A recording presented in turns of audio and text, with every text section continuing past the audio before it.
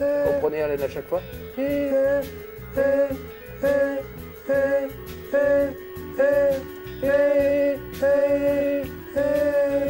Qu'est-ce que ça vient faire, cette paralysie récurrentielle, dans un travail sur la dysarthrie? On peut se demander, Oui, c'est de la neurologie, c'est de la laryngologie, enfin. Voilà, ben on peut se poser la question, bien sûr. D'habitude, la paralysie récurrentielle, ça se place pas du tout dans les traités de neurologie, ça se voit guère là, mais ça se place dans les traités de laryngologie. Or, eh bien, c'est tout à fait logique de placer ça dans un chapitre de neurologie et d'appeler paralysie récurrentielle une dysarthrie.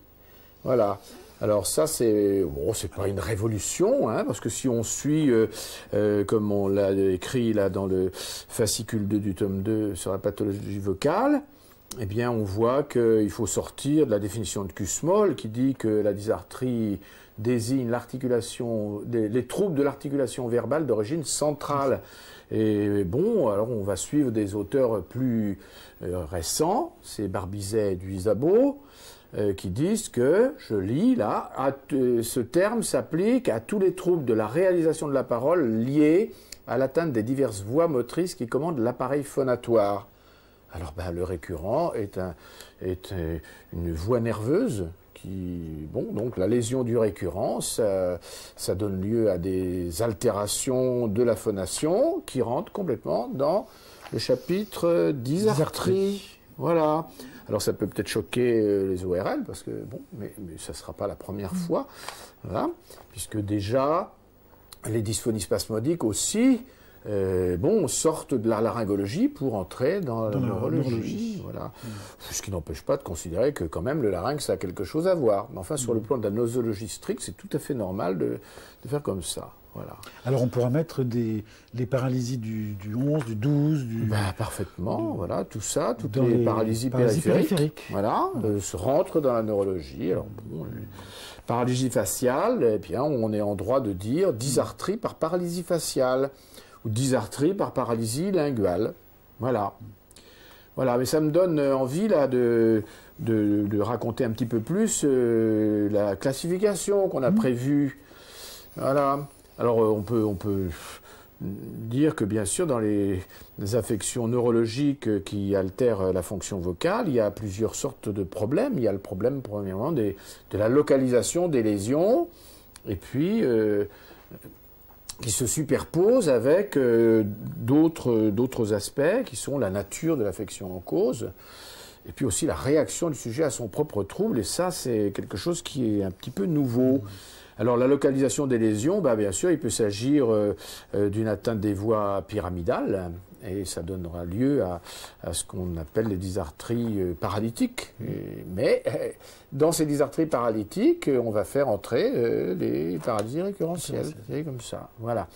Et puis après, il y a les atteintes des voies extrapyramidales, noyaux gris centraux. Ça va donner lieu aux dysarthries akinétiques, dont la maladie de Parkinson, par exemple, ça tout le monde est d'accord. Et puis, les atteintes cérébelleuses, ça donnera lieu à des dysarthries qu'on va appeler dysmétriques. Hein. Et puis, des lésions corticales, unilatérales, là, qui se traduisent par l'apraxie vocale. Alors, c'est les dysarthries apraxiques. Et puis, les dystonies, enfin, dystonie, ça va se traduire par, on va appeler ça les dysarthries dystoniques, et on va faire entrer là-dedans, bien sûr, les dysphonies spasmodiques, mais aussi les dystonies oromandibulaires, et puis dyskinésie volutionnelle, vous voyez, ces cas, tu vois, ces cas où la langue s'agite dans la bouche et vient perturber la phonation. Alors bien sûr, dans la pratique orthophonique, il faut bien sûr tenir compte aussi de la nature de l'affection en cause. Et bon, comme toutes les affections neurologiques, elles peuvent être de causes très variables. Ça peut être cause vasculaire, traumatique, tumorale, dégénératif, infectieux, toxique. Voilà. Et peut-être aussi dysfonctionnel. Ça serait une nouveauté qui caractériserait surtout les dystonies. Voilà, du moins certaines d'entre elles. Et là, ce qui est bien important pour nous, rééducateurs, c'est qu'on prenne enfin en compte la réaction du sujet à son propre trouble. Et bon, comme nous savons nous occuper du bégaiement et aussi des dysphonies spasmodiques, là on est bien placé pour savoir qu'en fait c'est la même chose sur le plan du mécanisme des troubles, qu'il s'agit en fait au départ d'affection où le sujet réagit par un effort, mais un effort aveugle à son trouble, et ça donne une certaine unité là à tout ce groupe d'affections là qui sont des dystonies où on rencontre torticolis spasmodique, crampe des écrivains, qui nous intéresse aussi bien sûr, le bégaiement, la dysphonie spasmodique, qu'est-ce que j'oublie là, je sais pas, les dyskinésies, les hyperkinésies, c'est ça. On peut les classer. Voilà.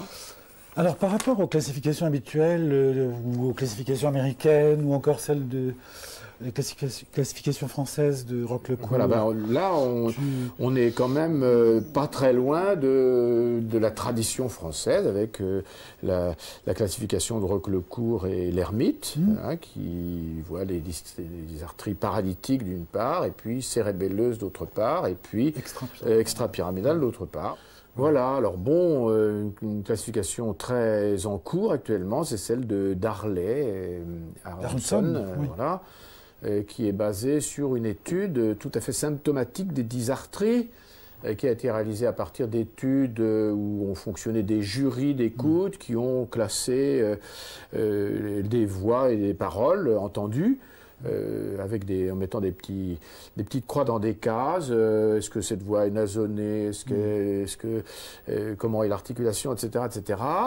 Et on n'est pas très d'accord avec cette façon de voir parce que ça débouche ensuite sur des propositions de traitement qui sont purement symptomatiques. Basées sur des profils. Et voilà, sur des profils. Et bon, ça éloigne d'une vraie compréhension des troubles. Et ça nous semble plus sain de comprendre l'imprécision articulatoire du parkinsonien comme quelque chose de très très différent de la même imprécision articulatoire de quelqu'un qui a une maladie de Charcot, et qu'il ne s'agit pas du tout de traiter de la même façon, puisque dans le Charcot, qui est donc une atteinte paralytique, là, une dysarthrie paralytique, il s'agit surtout de ne pas faire travailler trop le patient, parce qu'on risque de l'aggraver, alors que dans le Parkinson, au contraire, la sollicitation volontaire est tout à fait de mise.